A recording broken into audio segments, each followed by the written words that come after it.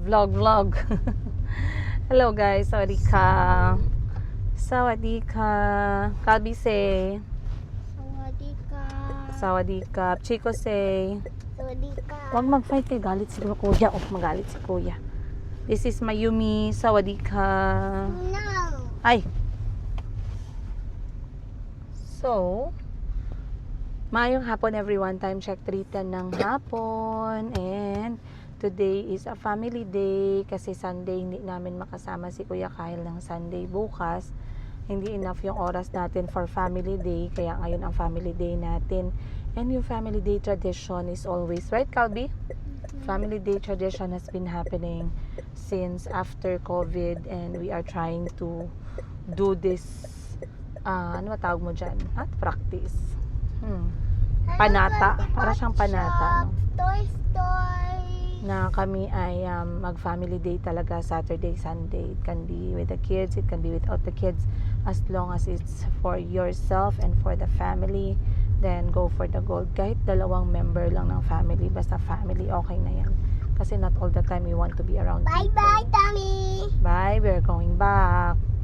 So, ngayon ay magpa-family day ang aking mga anak, si Kuya Kahil, si Kuya Kalbi, si Chico at si Mayumi, kompleto. Complete sentence kami ngayon. And Bobby. And Kalbi, ayan. When I call your name, you say present. Bye-bye, guys. Have Um, a fighting time. Chico, Present. Kalbi, Present. Kahil. Present. Good. Mayumi. I forgot. And Mayumi, say present. Yay! Say present. Present. Very good. Present sila lahat. Airplane. Bye, airplane. Bye, airplane. Oh. Meow, meow. Nawala. Ayun. Airplane. Go Nawala na airplane siya. more. Bye, airplane. Bye. Ang ganda ng langit ngayon, no? Alhamdulillah. So, pupunta kami ng mall ngayon at nag-request yung mga anak ko na mag-play sila together. And there's something na kinikrave si Kuya Kahil. They're going to playground now. Opo. And nag-crave si... They're going to swimming pool now. Opo. And si Kuya Kahil Mama, nag-crave. you go swimming pool. Yes. Well, it's your turn to speak. What do you say? Thank you, swimming pool, Mommy. Okay. At ngayon ay magkakain sila sa favorite na kainan ni Kuya Kahil, which is, hulaan ninyo? Tama, fried chicken. Ever favorite ng mga bata, fried chicken talaga. Wala tayong magagawa dyan. So, pupunta tayo ngayon. Ako lang mag-isa, wala si Bunny kasi si Bunny ngayon ay nag-general cleaning ng lahat. Mga gamit, mga unan, kumot, mga damit ng mga bata. So, gusto ko rin mapag-isa kasama yung mga anak ko. So, I'm going to take them alone on my own. 1 mama, 4 kids tayo ngayon. This is not the first time. Kayang-kaya ko yung mga anak ko. It's just a matter of mindset. Diba? Sana all mindset. Si Ma'am Shin din, hindi ako sinabayan dahil siya ay napaka-busy din. But, samahan nyo kami for today's ganap with the higas. Yan, and of course ang aking mga anak na napaka-sweet, napaka-lambeng. Ayun. Hindi ko sana bigyan ng microphone, pero sasabog kayo guys pag mabigyan ko ng microphone ang mga to kay mamatay kayo sa ka-cute nila at sa nakakatawa nilang ang mga ugali. Parang yung isang araw lang si Chico nakakatawa, gumawa ng sarili niyang game na hindi naman sana laro, palusot lang para makakain siya ng Cheetos. Tahimik siya ngayon kasi nakatulog siya 1 oras eh. Are you okay, Chico? How do you feel right now?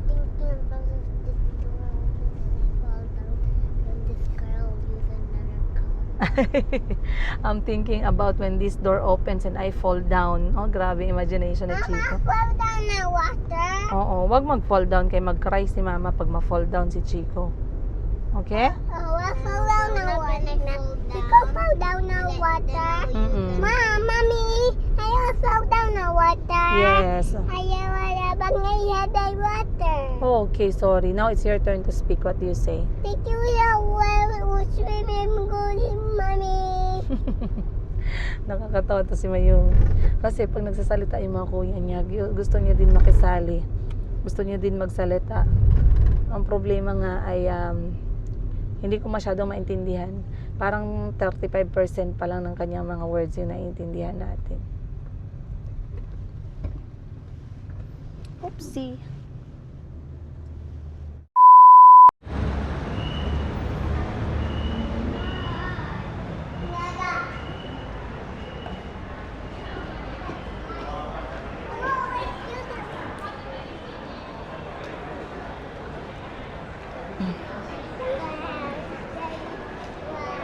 This way, love.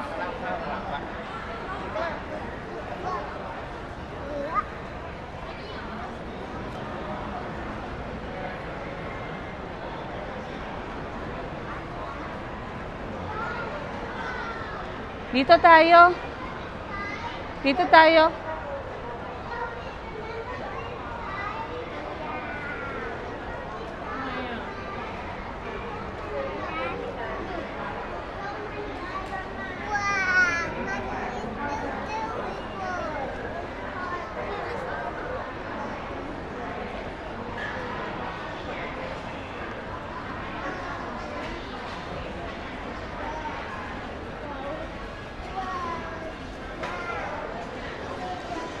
Be this way, love.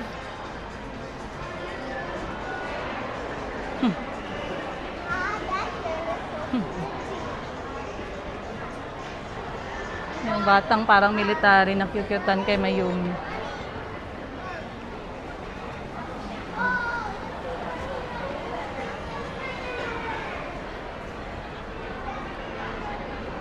Who wants some Swensons?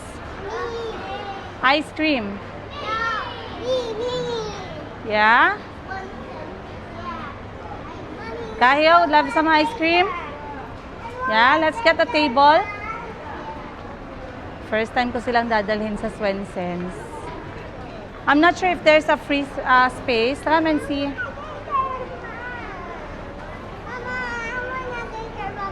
Ice cream nga niya. You can have a little bit lang.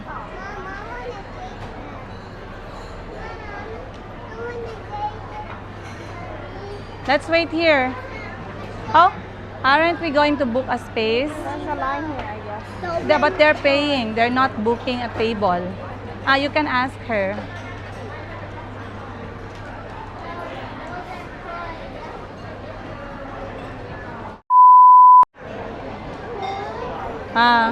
Choose what you can finish lang, ha? Not that too big, eh. Mama is not gonna eat also a lot. Mama, Tapo na ka. No, Pi. เอาอีกเมนอยู่ได้ไหมคะ เอาอีก2 Wow, a banana. Why do you need 2 more menus? Because I want them to choose. You choose, I'm already Okay. Up ko na ka. Oh. Which one do you choose? You have to point to her. I want this one. Okay, wait lang. I'm getting Mayumi something small. Quick. Kahil, choose something small and less than 100 baht. Less than 100. Yes. Thank you. Good job. High five. High five. Hop. High five, Kuya Kahil. High five, Chico. Chico wanted bubblegum flavor pero wala nang bubblegum. So, mango yung pinili niya. Si Kuya Kahil, what flavor did you get? I got Chocolate cookies and and that's it. all. Yeah. Okay. Calbi, what did you get? Chocolate. Chocolate. Chocolate ice cream. And for you, what did you get? Strawberry. Say strawberry. I want this one. Chocolate. Chocolate sa'yo. And then for me, chocolate and matcha. For you? Mango. Mango. Okay, so eto guys, nandito kami ngayon sa Swensons. It's one of the most popular ice cream place in Thailand. I used to come here nung nagtatrabaho pa ako sa Thailand. This is one of my very simple hangouts with my friends. Kahit yung pinakamurang ice cream lang dito, napakasarap. Hindi mo naman kailangan makaubos ng daming ice cream, 'di ba? Isang scoop, 2 scoop maximum pwede na. And then after this, we're going to go somewhere else. Ay, ang cute. Look at them, nako, having a date and taking photos of their ice cream. The couple beside us. O, diba? So nice. Up ko na ka. Thank you. Nagdadala din sila ng tubig. Do not play with your glass, it might fall. Magdadala sila ng tubig in case yung parang matamis na yung panlasa. Daddy will watch TV. I got water. Nak, mamaya na lang yan sa play area yung water mo.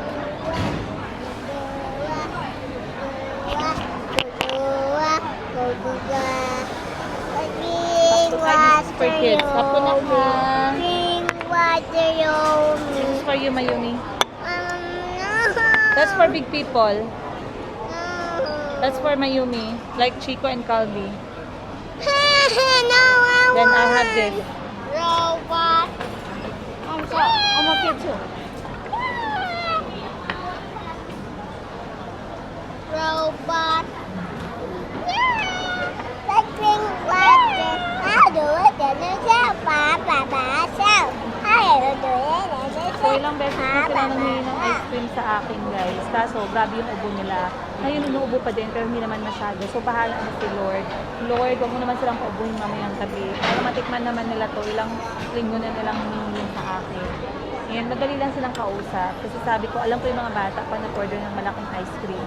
Talagang minsan hindi na uubo, sumasakit na yun siyan. So sabi ko, dun lang tayo sa tag 99 kasi sigurado ko either maubos nila or kalahati lang yung makakain nila. So, let's go. Calbi, we don't stand up, love. Calbi. Calbi. Ano yan? The container of ice cream has a toy. That's nice. We did not see that. You can look at the photo na lang. I want to look at the photo. There, another one, Kahil, at the back. Let's go. I'm here. You go have fun.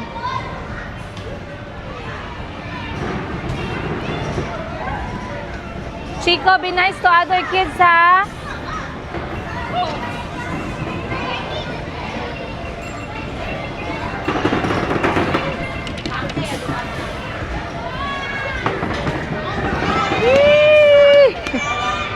Yay! Go, go, go! Go, go, go! Go, Mayumi! Go!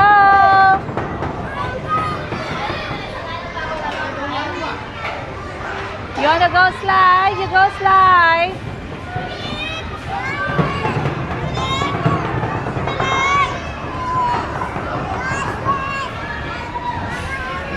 Okay!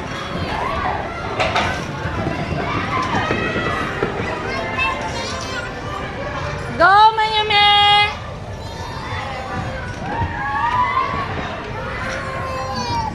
Woo! โลกสีชมพูตอนนี้หมดเวลาแล้วนะคะ Put this in your โลก hands. สีชมพูตอนนี้หมดเวลาแล้วนะคะ Okay, go play, go. ประตูวัดเข้าออกได้เลยค่ะรบกวนผู้ปกครองของน้องที่ใส่สมัครเข้าโลกสีชมพูมารอรับน้องในที่ทางเข้าออก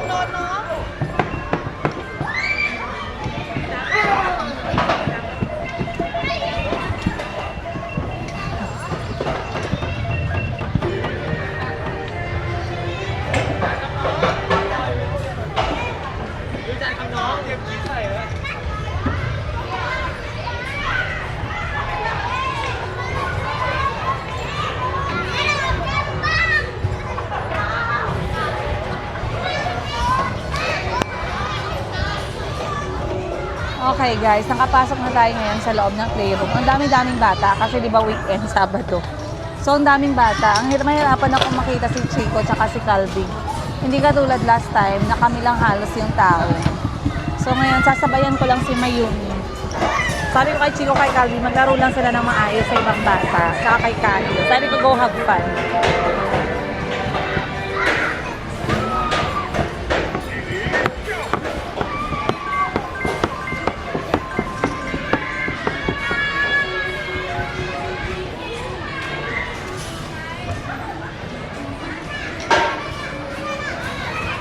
Go! Go!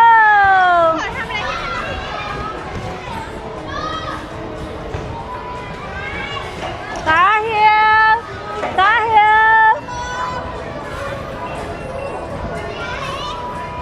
Go, go, Tahil! Kaya pala may nagtatawag sa akin ng ma'am. Na halos makalimutan ko na 4 pala sila. Akala ko isa lang yung anak ko. Yung isa nandun na yung isa. Yung maliit nandun, yung malaki nandito. Yung dalawa hindi ko alam nasaan.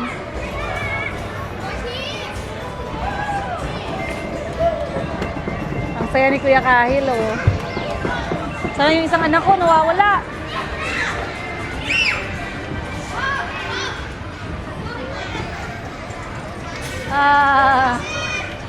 Mayumi, Kuya Kahil. Mayumi, Kuya Kahil up there. Say hi. Oh no, the horse is going. Go ride the horse. Yay! Woo!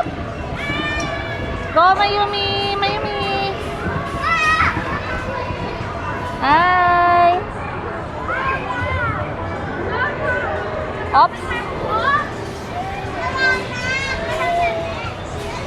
They made something.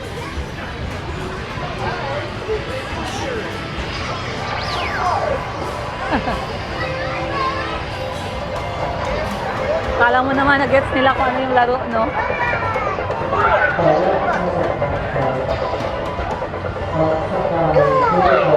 Go! Jump! Go, Mayumi, go! Go!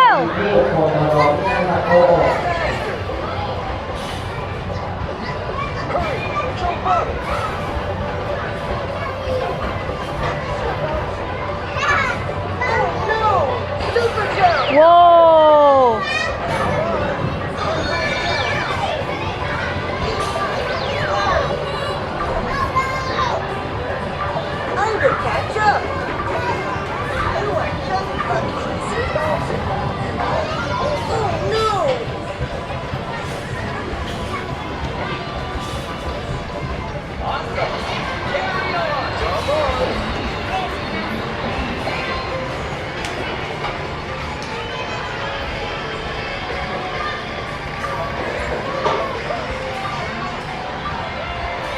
Ayan yung isa, si Calvi. Hindi kasi siya pwede doon sa may challenge. Dito siya na-challenge ko. Go, Calvi! Go, Calvi! Wow, good job!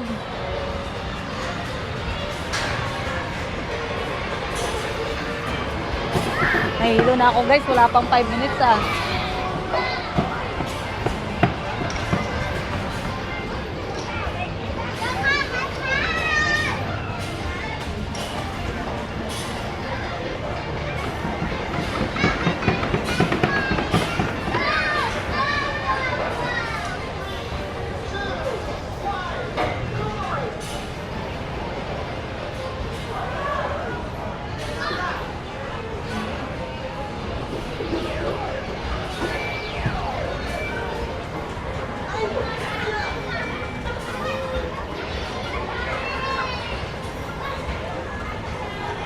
Wow, that's a good challenge.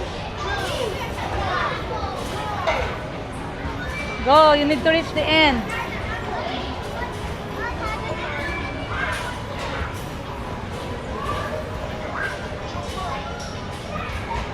Aha. Aha. Aha.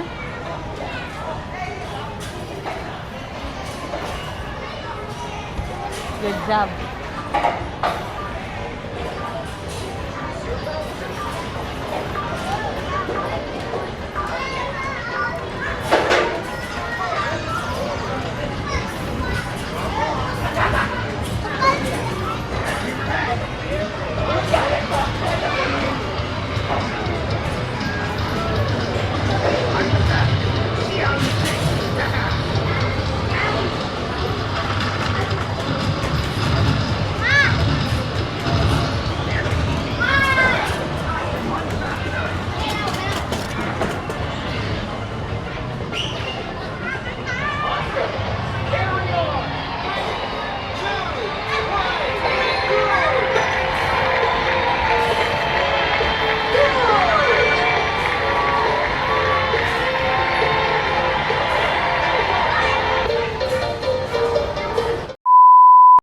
Hapon, may yung udto. Sa oras na ba?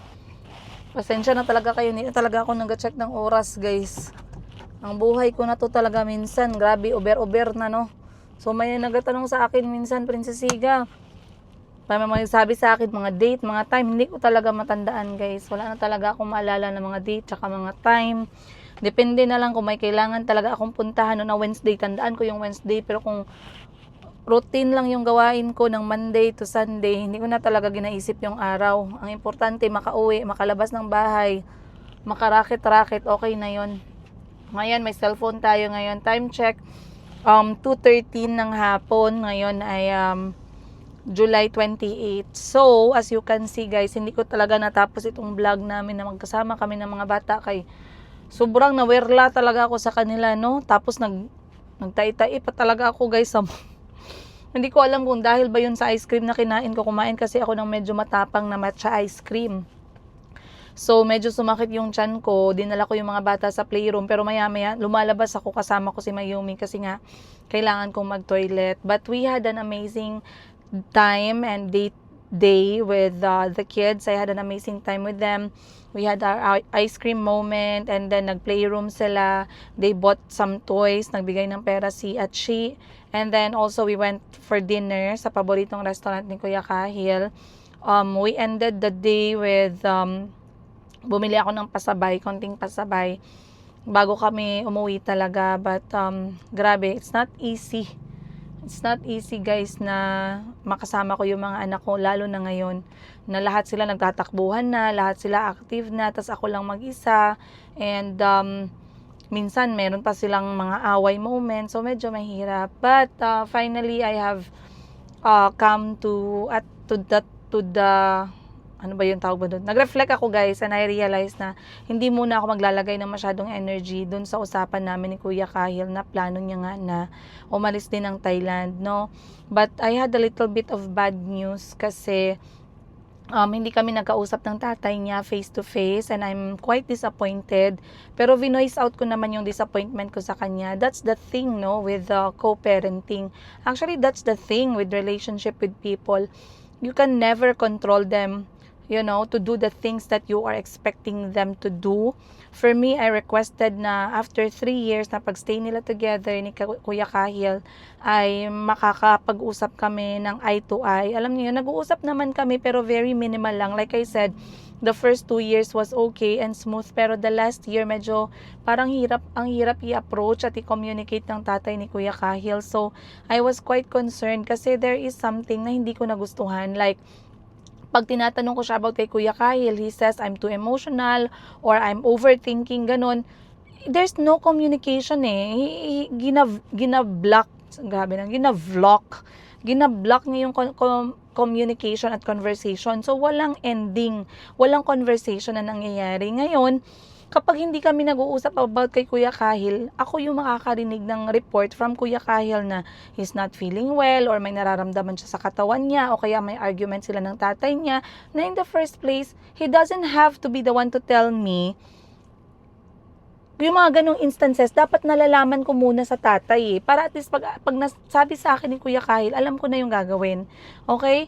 I don't understand kung bakit ini-stop niya yung hindi niya wini-welcome yung conversation. Again, nangyari lang to recently lang the last year, 1 year, na ang hirap niyang i-approach. Hindi ko alam kung ako bang problema o siya ba. I'm giving him the benefit of the doubt, no, ayoko din maging sobra. Kaya nga, I gave him time. 2 months pa lang bago kami pumunta ng Thailand, nag-mindset na ako sa tatay niya na I would like to speak to you personally kasi I want us to be on the same page about Kahil's welfare, but I want us to talk like 2 adults, ano? So ngayon, sabi ko sa kanya, sabi niya okay naman. Nag-remind pa ako sa kanya okay, but on the day na kailangan na namin mag-usap, kesyo may sakit daw siya, 'di ba? Sige, okay, may sakit siya, pero I was expecting him actually na i-rebook niya yung aming usapan or i-reschedule niya yung aming meeting dapat. Kasi syempre, 'di ba? It's very important. Nandun na kami sa Thailand, 'di ba? Ano ba naman yung 20 minutes? Ano ba naman yung 30 minutes na pag-uusap?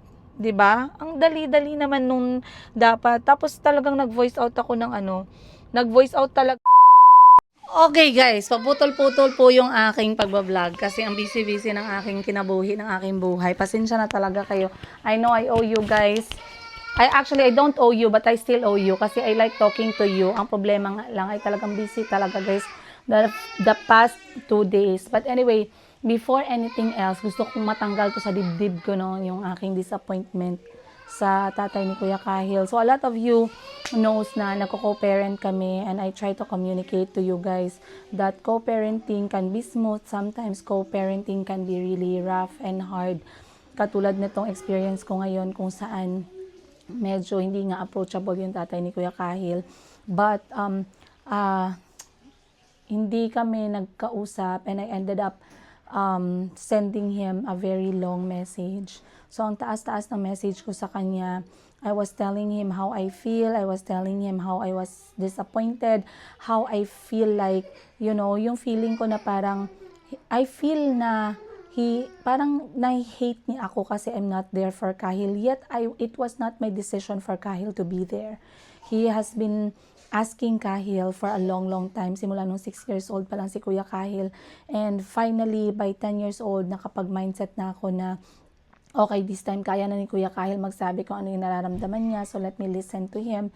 You know, hanggang sa nakapag-decide kami na doon na nga siya sa Thailand. But, I don't want to accept, ayokong i-accept na hindi siya nakikipag-communicate ng maayos sa akin when it comes to co-parenting. Kung ayaw niya mag-co-parent, ibalik niya na lang si Kuya Kahil. So, yun yung sinabi ko sa kanya. And, nag-communicate ako sa kanya kung paano ako sobrang disappointed, no? So, sometimes nakikita nyo ko guys na parang okay lang ako, na parang wala akong iniisip. Pero actually, lately, ang dami-dami kong iniisip. Lalong-lalo na sa kay Kuya Kahil. I was expecting na kung ano man yung issue between sa anak namin, we are going to talk about it as 2 adults, no? As parents ni Kuya Kahil. Hindi na ilalagay namin si Kahil sa middle.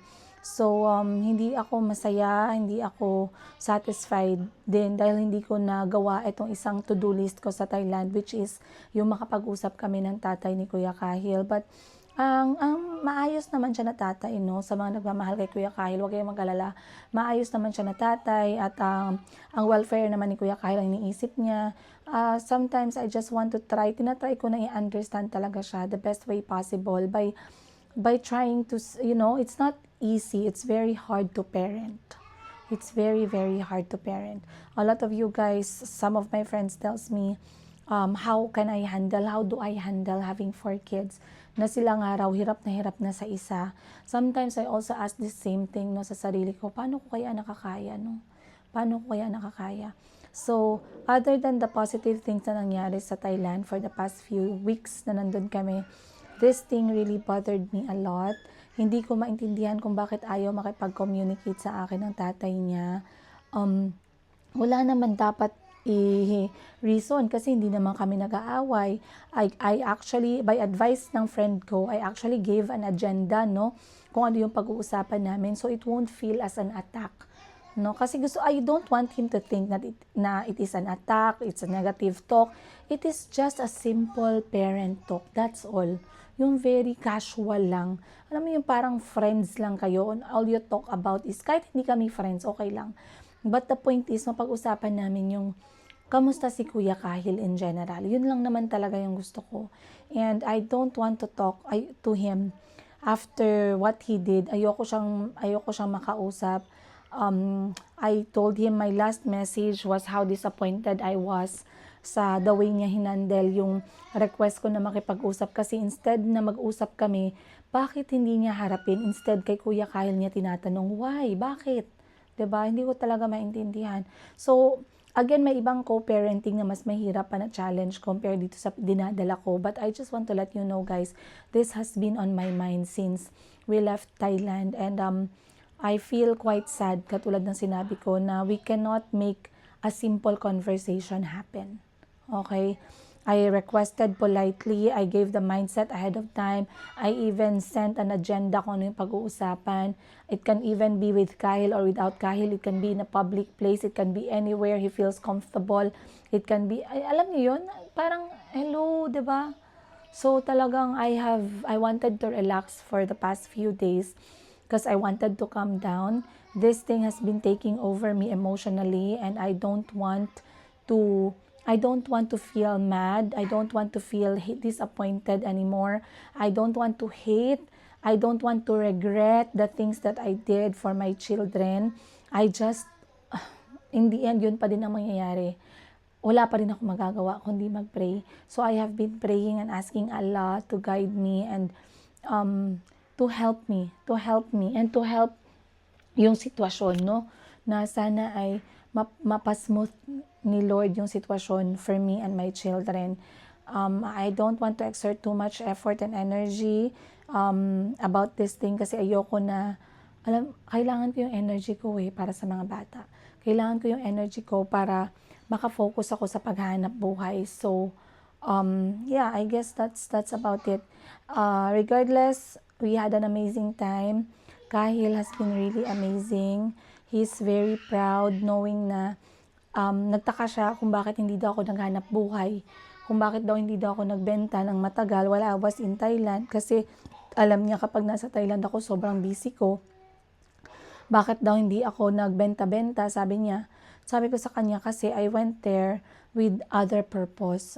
The selling and the looking for money is not actually the main purpose why we are there. I wanted to surprise him. I wanted them to have fun kasama yung mga kapatid niya. I wanted to relax as well. I wanted to talk to his dad. I wanted to give some chance kay Mr. Yiga na magkita sila ng mga bata. There's a lot of things. And I think it was already overwhelming enough, no, for me. And you can't imagine kung gaano ako kapagod for how many days. I cannot even call it relaxing. But I'm planning to give myself a solo time. I don't know when, I don't know how, I don't know even kung saan, but I need time on my own. I need time for myself, alone. I'm not sure if it's possible, maybe 3 days max, 2 nights. I don't even know kung saan kasi at this moment, ang daming mga bagyo, ang daming mga lindol. I cannot leave my children like more than sa city. Pumupunta ako sa city para magtrabaho.